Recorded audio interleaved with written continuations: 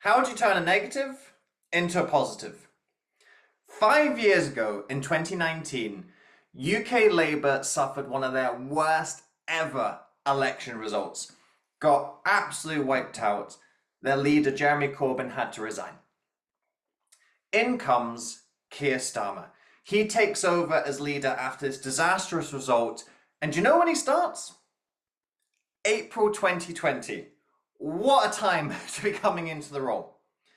Yet 4 years after he comes in, Labour record their second biggest election victory ever, marginally short of Tony Blair's 1997 result.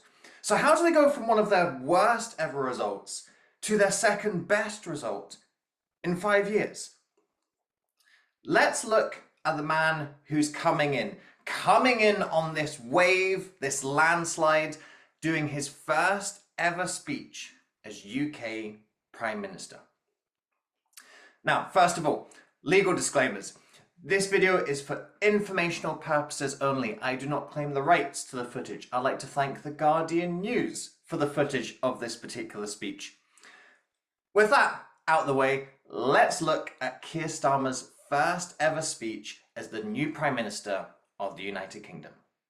A draining away of the hope, the spirit, the belief in a better future. Seeing an old classic here, the rule of three. Any good speech is probably going to have a rule of three at some point. Hope, spirit, belief. And anytime you use a rule of three, it's really about drawing attention to the concepts that you're talking about.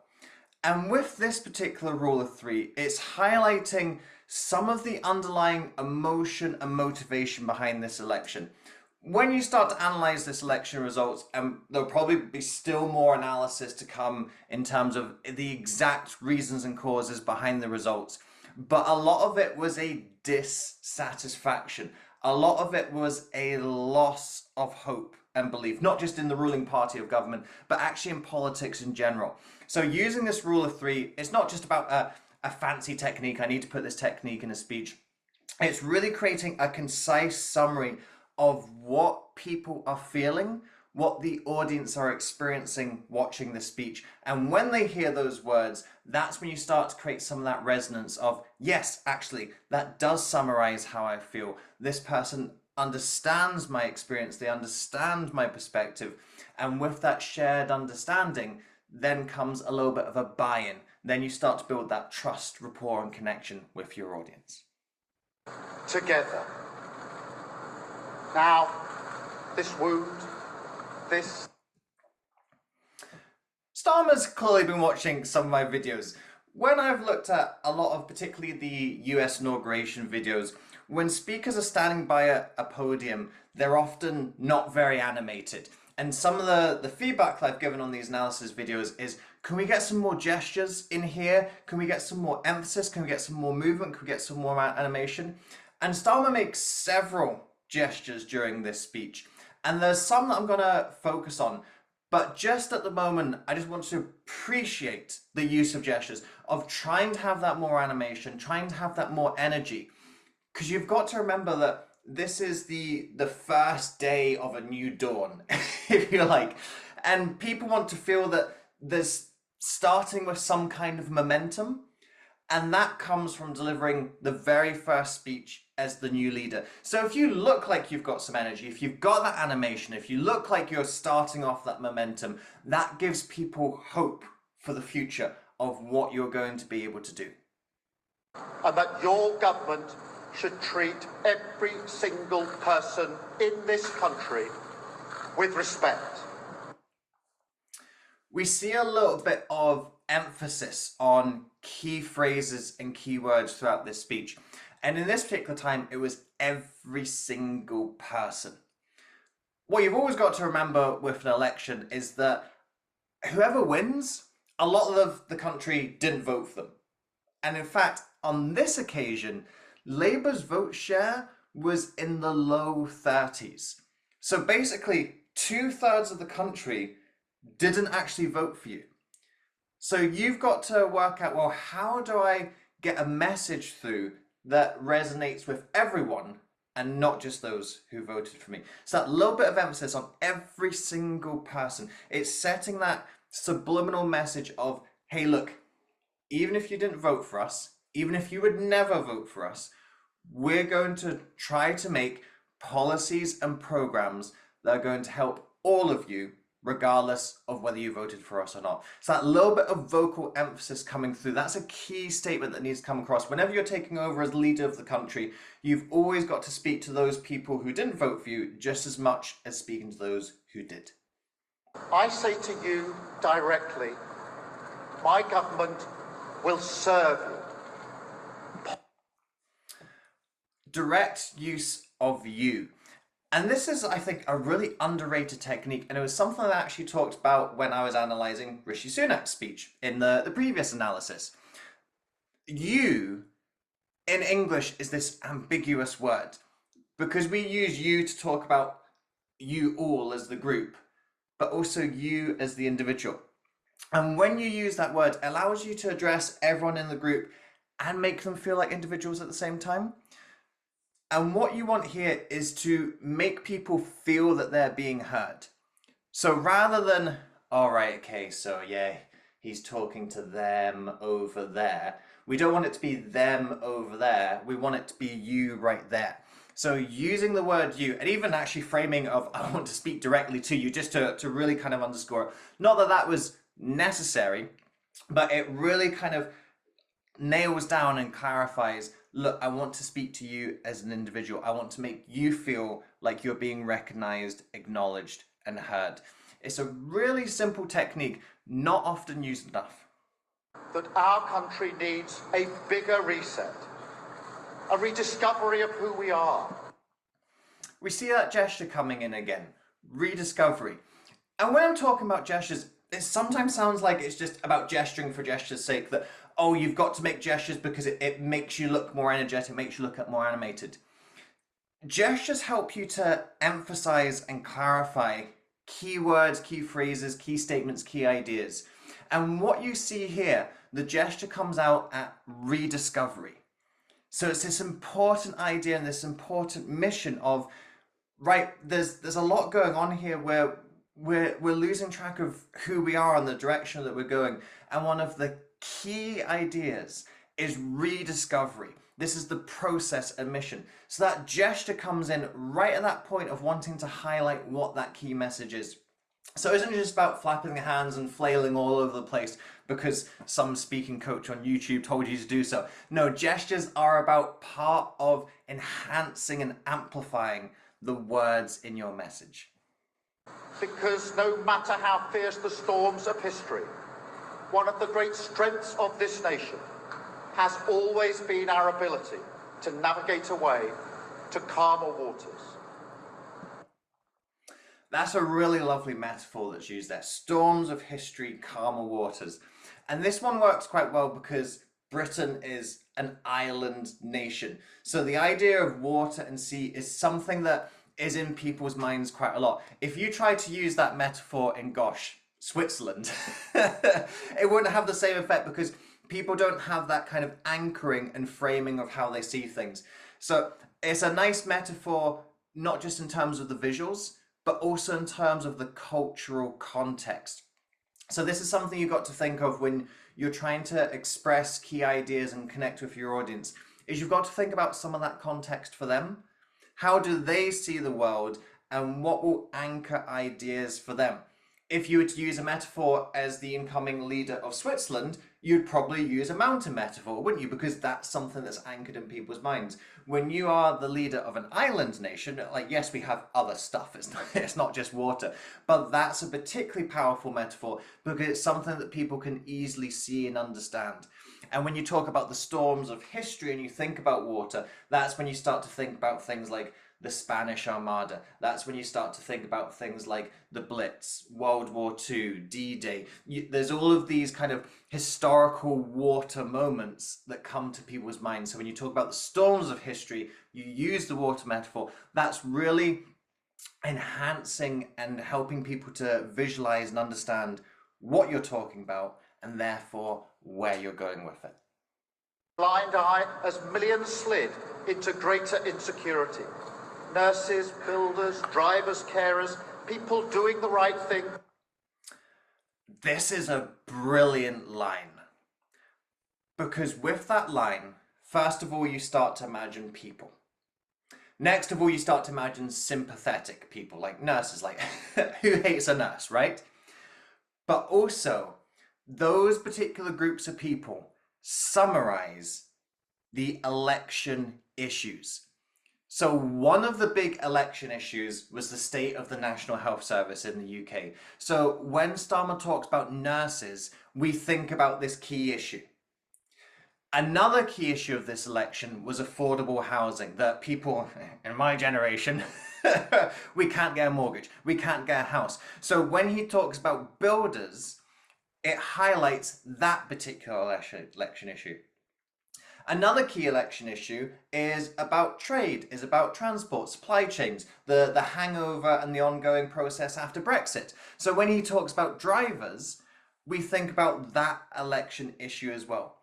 So going through each of those groups of people is referring back to those key election issues, what people ultimately decided on when they cast their vote. They were thinking about the NHS, they were thinking about housing, they were thinking about trade and supply chains, they were thinking about the economy.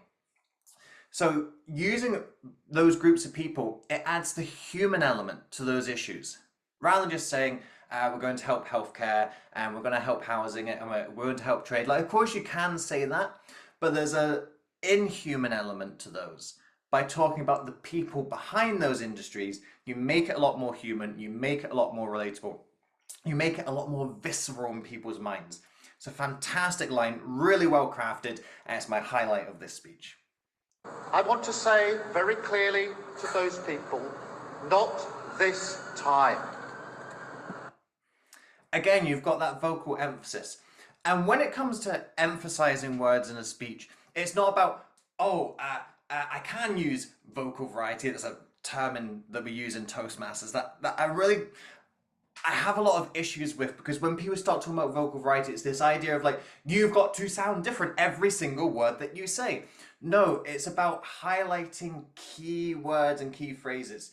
If you get your highlighter and you're reading a passage, you're doing some research, and you highlight everything, well, you might as well not use the highlighter at all, because nothing is standing out.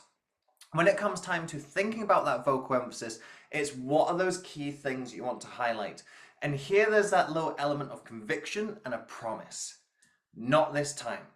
You've been ignored in the past, you've heard the platitudes in the past, and nothing has happened.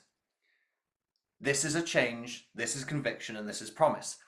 And the future will judge on how well that promise was actually fulfilled. But choosing that moment to make that emphasis is attempting to turn it from just a platitude into a promise. And the future will tell whether that was successful in making the platitude into a promise. But all you can do in your speech is paint the vision of the future. And you've got to paint that vision of the future and sound like you believe in it, sound like you have that conviction. Because if it sounds like you don't have that belief and you don't have that conviction, people won't follow you. And then if people don't follow you, you won't be able to bring that vision into reality. And brick by brick, we will rebuild. We've got another little gesture coming in there, brick by brick. Again, using this metaphor, something we talked about earlier, one of the issues was people were thinking about housing. So when you choose that particular metaphor, brick by brick, it's calling back and looping on something that you've mentioned before. And this is another aspect that you want to think about with your metaphors, analogies, all of the rest of your fancy literary skills. It's not just about using the skill in isolation. It's about building those themes throughout your speech. So if you start to lean into a particular theme in the first couple of uses of techniques in your speech, you want to think about, well, can I keep that theme going? Because then they start to build on each other, almost brick by brick. Because there's other ways could have said that. Could have said step by step, but it wasn't step by step. It was brick by brick. Why choose brick by brick? Well, because it links into something that's been said earlier in the speech. Got a little bit of the gesture coming in there as well. So seeing this smattering of gestures coming in throughout, which I'm glad to see because it's something that you often don't see when it comes to speaking on a podium. Because if I asked you now whether you believe that Britain will be better for your children, I know too many of you would say no. And so here we see another change in the vocal tone, but instead of having that harder edge of emphasis, it's softened. I know. And again, using your voice is not about just adding that firmness and hardness of conviction. It's adding that softness and gentleness of empathy. Because it's not just about saying you will do things as a leader. It's about showing that you understand as a leader. And that is conveyed with that different change in tone. And again, this isn't about going up and down, up and right. I've got to do an up a bit for a conviction, and I've got to do a down bit for empathy, and then back up for a conviction. It's choosing your moments to allow that to come through. And so we've got a good choice here of this is a really key summary of how so many people are feeling and a lot of the motivation going in behind this election. We've talked about the different issues, healthcare, trade, housing, all that kind of stuff. But when you summarize just what is that general sense? The general sense is that things aren't getting better in the future. And these are different symptoms of that underlying belief. So choosing this moment to drop into that tone, dropping into the key root cause behind that dissatisfaction, behind that loss of belief, the loss of spirit, the rule of three that we saw earlier. It's a well-chosen time to change that tone, show that empathy, and show understanding as a leader. I invite you all to join this government of service in the mission of national renewal. As a leader, there's two things you have to do. You have to show who you are, and you have to show what the mission is. And this line coming in right at the end of the speech is not the final line, but it's right at the end saying who we are, a government of service, what's the mission, national renewal. That has summarized everything that we want to know about a leader. We want to know who you are and what's the mission, what direction you're taking us in. And bringing this in right at the end, it adds that clarity. It summarizes all the other aspects that have been coming into this speech. And that's what you've got to remember as a leader. You've got to state who you are and what's the direction, what's the mission. Because if people don't know who you are, they won't know whether to buy into you. They won't know whether you're the right leader for them. And they've also got to know, well, where are you going? Yeah, sure, I might like you as a person. You might have some great ideals and values that I really align with, but are you going to do anything? Are you going to take us anywhere?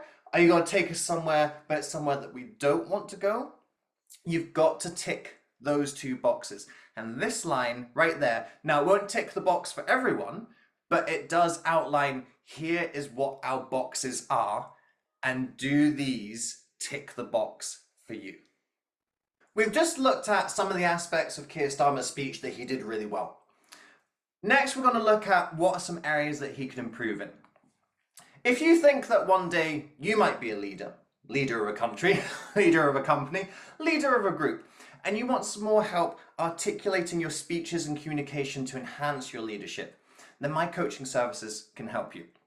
We'll do just like what you're seeing in this analysis, looking at what are some of those key principles that are already working for you, and then understanding what are the key principles you need to develop going forward in your speaking to enhance your leadership.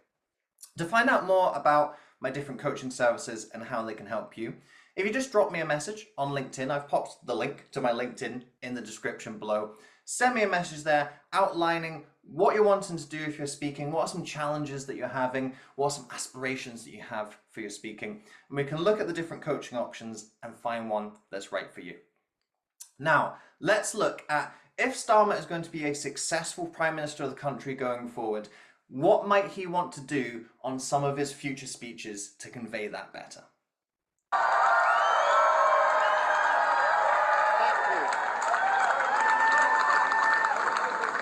Good afternoon. I have just returned from Buckingham Palace, where I accepted an invitation from His Majesty the King to form the next government of this great nation. I've never been Prime Minister before, but I know exactly what happens when you become the UK Prime Minister. Go back and watch videos of previous Prime Ministers in their first ever speech. They'll say the same thing. I've just been to Buckingham Palace. I've met the monarch. For a living memory, that was the Queen. This is the first time that it's the King. First time it's been a king in almost living memory. There are a couple people who remember a king. And then I will form a government in their name. I know that's what happens, and I know that's what they'll say. Starmer certainly knows that's what happened because he's been planning for this moment for years. Why does he need to look at his notes to know that's what he's going to say? For me, at the beginning of this speech, he should be trying to build the connection and rapport. You're the brand new person coming in. You've got to show and make that mark early on. Remember, most people in the country didn't vote for you and your party. So you want to be trying to build that connection and rapport and to be looking at your notes to say something that everyone knows is what happens. I feel it's just a bit of a missed opportunity, and it's an over-reliance on the notes, the spin, the script. And if we're talking about coming in and making change, coming in and doing politics a little bit differently, that's the tagline of the party in this election was change. Let's see if you can just begin with a little bit less script and a little bit more just there in the moment off the cuff. So for me, that's a missed opportunity right at the start of this speech. The service they receive from politicians grows this big.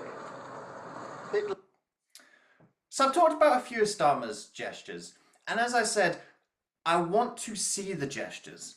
But this particular one of this big, I didn't really know what that gesture was trying to achieve. So this big, is that meant to show how large it is, how small it is? It was kind of like hidden behind the podium. He's talking about the scale of inequality. For me, if you want to showcase the scale of inequality, you want a gesture like this. So you want to be coming up and showing this is the scale of the problem, not this scale of the problem, this is the scale of the problem. Like, be open and honest about it. Or if we're talking about the lack of trust and belief, well, we want it to be this big. So if you're trying to show how small something is, you want it to be a finger gesture. If you wanted to show how big something is, you want it to be a handspan gesture. But this little fish, big fish cardboard box thing hidden behind the podium, I don't know what that was supposed to achieve. I remember I said it's not about gestures for gesture's sake. It's about gestures that enhance and amplify what you're saying. And that, for me, was kind of a gesture for gesture's sake. The gesture came in, but it didn't really do anything. Unlike some of the other gestures that I highlighted that did have that purpose and did do something in the speech. That Britain will be better for your children. I know too many of you would say no. And so my government... I highlighted this earlier in the video about dropping into that softer tone to really build that empathy with the challenge and the core reason and motivation behind people's dissatisfaction. And as well as that drop in tone, I think there needs to be extra building of connection there. And just as Starmer finishes that point, he looks down at his notes again and it breaks that connection. And I think this is probably a running theme throughout the speech from that very first moment of where I feel he didn't need to use his notes to talk about going to see His Majesty at Buckingham Palace. And then here, going back to the notes again, it's breaking those moments of connection.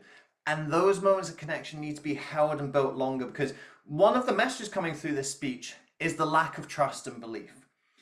So you've got to be attempting to build that trust in order to build that belief. And that trust, it comes from eye contact. It comes from openness. It comes from a facial expression that looks like one of empathy, looks like one of understanding. And when you look down at your notes, you break the eye contact, but we also lose the facial expression. We can't tell, like, are you looking smug? Are you looking serious? Are you looking jovial? Are you looking sentimental? So that, I feel, is a big missed opportunity. And I say it's the biggest critique that I have of this speech, that yes, there's the notes on the podium, and it is okay to speak with notes, but you've got to pick and choose your moments and understand when you need to be off the notes in order to have the best impact in your speeches. And that was a moment that needed to be off the notes. It needed to have the softer tone, which was there. It needed to have the pause after the delivery, and it needed to have that holding of the connection. But it didn't have that final flourish on it, so it wasn't so effective. Now, Starmer, you've got several years more in government before the next election. If you need any help with your speeches, you know where to get me. Give me a phone, all right? And for those of you who are watching this, who need help with your speeches as well, looking at this speech, there's a lot that's going good for it. Taking on some difficult issues, taking on some difficult challenges, putting that first brick in the yellow brick road going forward. And for you as leaders, when you have your first speech as a leader, whoever that might be, to a small team, to a big team, to a small company, to a large company, you've got to think about your speech in itself. It's got to be a good speech as it is, but also it's not about a one-off speech. It's about a series and sequence of speeches. You've got to kickstart that momentum, but you've got to keep that momentum going with your speeches going forward. It's both a pit stop and a journey. So make sure that when you're putting together your skills and your techniques and your crafting, you don't spend so much time on the pit stop, you forget about the long-term journey. All good leaders have that long-term vision and that long-term journey in their minds. Do you have that long-term journey and long-term vision in your mind?